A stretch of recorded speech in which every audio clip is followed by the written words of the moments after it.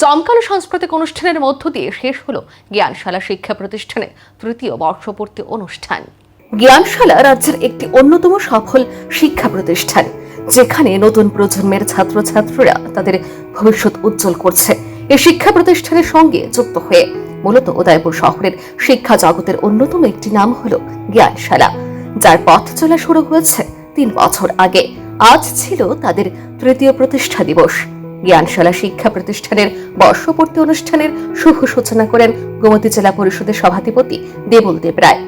শিক্ষাগুরু তথা বিশিষ্ট অবসরপ্রাপ্ত শিক্ষক ডক্টর হরেকৃষ্ণ আচার্য, বিশিষ্ট অবসরপ্রাপ্ত শিক্ষক রতন চন্দ, বিশিষ্ট অবসরপ্রাপ্ত প্রধান শিক্ষক পার্থসারথী দাস, বিশিষ্ট অঙ্কন শিক্ষক নন্দ দুলাল দেবনাথ সহ জ্ঞানশালা শিক্ষা প্রতিষ্ঠানের প্রিন্সিপাল কিষান আচার্য এবং অন্যান্য শিক্ষক শিক্ষিকারা এদিন এই প্রতিষ্ঠা দিবস অনুষ্ঠানকে কেন্দ্র করে জমকালো নানা আয়োজনের দ্বারা মুখরিত ছিল উদয়পুর বিজ্ঞান কেন্দ্র।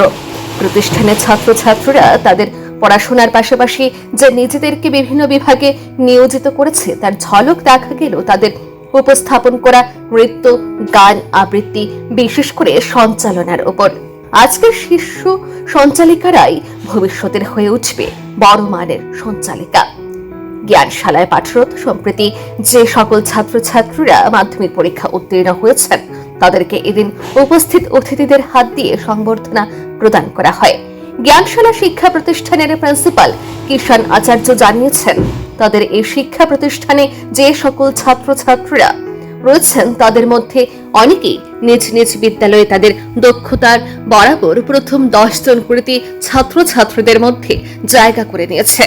প্রিন্সিপাল কিষান আচার্য আরো জানিয়েছেন, সম্প্রতি মাধ্যমিক পরীক্ষায় জ্ঞানশালায় যে সকল ছাত্রছাত্রীরা অধ্যয়ন করেছেন তারা দারুণ রেজাল্ট করেছে।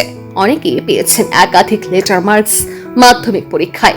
বলা বাহুল্য, উদয়পুরে বেশ কিছু সংবাদকর্মীদেরও এদিন সংবর্ধনা প্রদান করা হয় এই অনুষ্ঠানে, যাদের মধ্যে উপস্থিত ছিলেন বিশিষ্ট সংবাদকর্মী অপুরাম সরকার, উৎপল দে, প্রসেনজিৎ দে, সোমেন দে, বিট্টু মজুমদার সহ আরো বেশ কয়েকজন।